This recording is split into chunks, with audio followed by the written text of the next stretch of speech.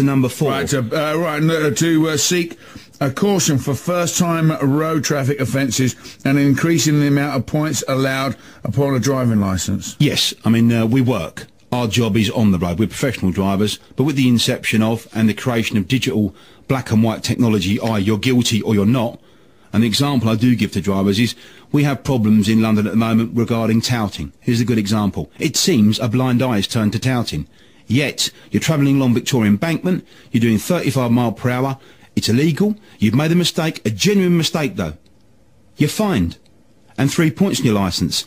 The law isn't been enforced correctly in this land. It seems we enforce it when it comes to road traffic offences, but other offences, well, it just seems you can smoke a joint in London, walk on the street, blow it in whoever's face, maybe a constable, and you just walk on by. Something's wrong. So, only this week they were talking about this on the politics show. Again, people were referring to Parliament, that the inception of this camera technology was meant to deal with the really bad drivers. Guess what? It's not dealing with the really bad drivers. The really bad drivers aren't even insured. The really bad drivers drive unregistered vehicles. So what we're now doing is criminalising people who make a genuine mistake. Now, my colleagues are hard-working individuals. We're on the road longer than most people because it's a job. Now, you're rare in your job because, again, if you make a mistake, you probably would get thrown out the door. But most other people, and I think this is an important point, if you make a mistake in your job, you probably get a verbal warning. You wouldn't get an £80 fine and whatever. And we're actually on the road. This affects a lot of professional drivers. So you're asking for leniency for things like speeding fines? No, I'm saying, for a driver, let's say, look, in a year... Or going through a red light? Going through, but if you brake on a stop line, and you haven't ploughed into people, I mean, because we have got a very, very good safety record. But if you genuinely make a mistake, that moment of a bit of concentration. Anyone can make a mistake, and no one's perfect. I'm not perfect. Nobody. I do think if you're driving for a living, lorry driver, even a bus driver, people should be given that little bit more leeway, maybe than people who drive occasionally. Okay, let's have a quick look at. Number 5. You want to ban rickshaws from the public highway? From the public highway. Why is that? Very simple. These vehicles have, or these objects I should say, have no side impact protection, rear impact protection or front impact protection. These things are dangerous, and only recently did the Metropolitan Police, along with Westminster City Council, remove all the battery-operated or the battery-assisted versions. Now, what I'd say to Westminster City Council and Met Police, can you explain to me the difference between a pedal-driven rickshaw doing 20 mile per hour and a battery-driven rickshaw doing 20 mile per hour? There is no difference. These things are lethal. The accidents. I got hit up the backside in Shaftesbury Avenue on Monday night by a rickshaw. You get out your vehicle to check the rear bumper, see if you've got any damage. What do? Load of abuse and then pedalled off. Right, okay, But I've got to say, Jules, there is a space for them. I do believe there is a place for them. Royal Parks, Hyde Park, Regent's Park, St James's, where there's less vehicular traffic. Okay.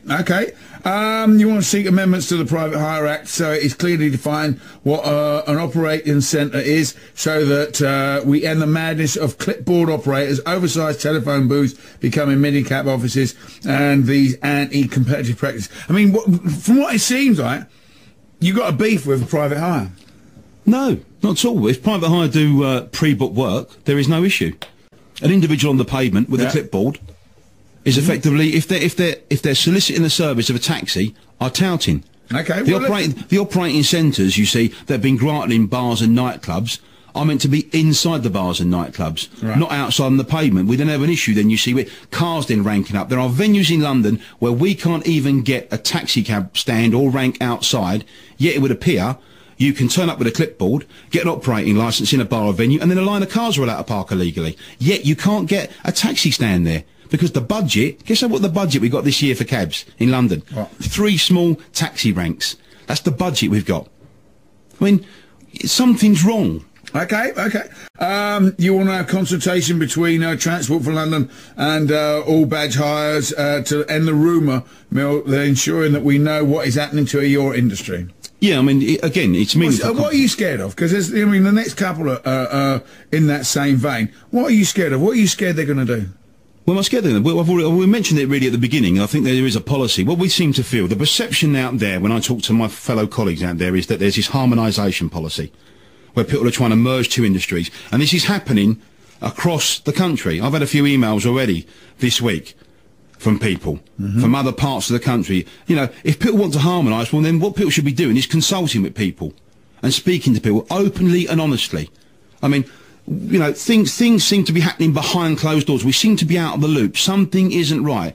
I intend to, with this vehicle, seek support from taxi cab drivers, go back into Parliament and speak to our parliamentarians, be they in the Lords, in the Commons, people at the Greater London Assembly. We need to do this. I think it's so important. Okay, we've got a question here from one of our top snappers in the city, Nigel. Nigel, you wanted to put a point to John about this? Hello, George. Hello, John. Good evening, Nigel. I want to talk about the strike. There's just a couple of points in having the opportunity to read John's manifesto. And I read it again online at the taxiglobe.info website, which is interesting. I think John makes some very valid and interesting points, but a couple of things that I don't agree with. First of all, I don't think taxi drivers should be allowed to park on a meter bay free for 20 minutes so they can go to the toilets. Well, I think, first of all, they have certain areas in Central London where they can park on a taxi rank for free. And Nigel, can I just butt in there? Nigel, just 1 second. Let me give the answer. No, Nigel, can I just explain something to you, though, quickly? You can't park on a taxi rank for free.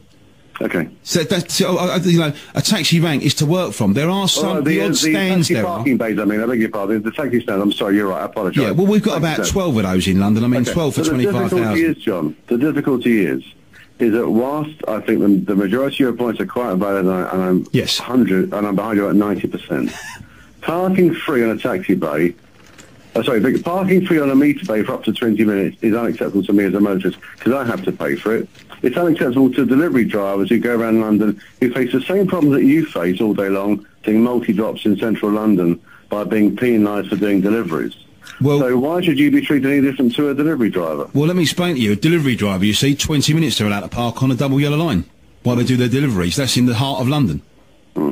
Obviously, if I'm successful in setting up this group, which I intend to be, I want people to be under no illusions. I don't fail when I get the bit between my teeth. I am going to be speaking to the Road Freight Transport Association. I will be speaking to the RAC. I will be speaking to the AA. I will be speaking with other groups, because the more people you can get together to lobby Parliament, to speak to our politicians, guess what? The better chance you've got of making change. Okay, James wants to have a word with you as well. Hello, James. Hello, hi. Good evening. John.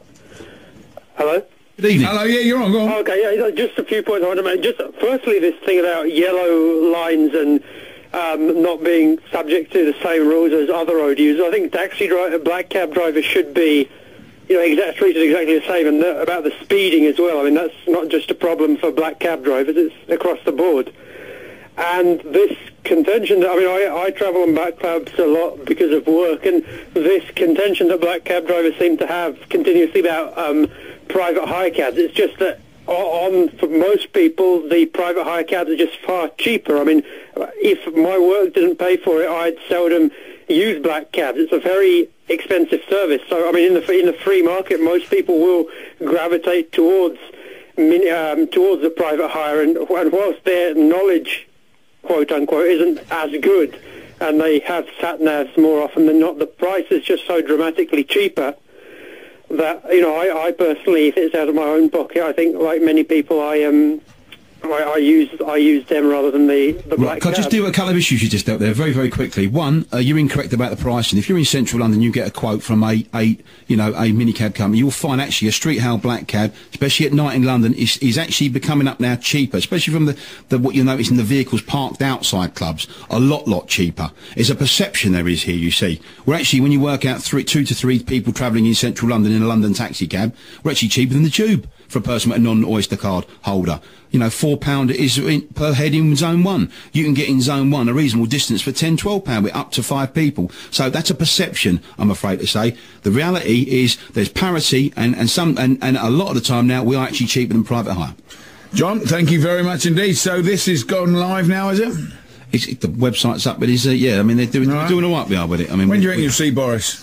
When do you want to see Boris? As soon as possible. I mean, it's May the 1st. We'll be trading we're actually trading. We will be, and then it's up to individuals. I mean, I need individuals to come on side, and I'm sure they will. I mean, that's my own feeling at the moment. John the Cabbie, thank you very much indeed for coming in. There we go, John the Cabbie there, ladies and gentlemen.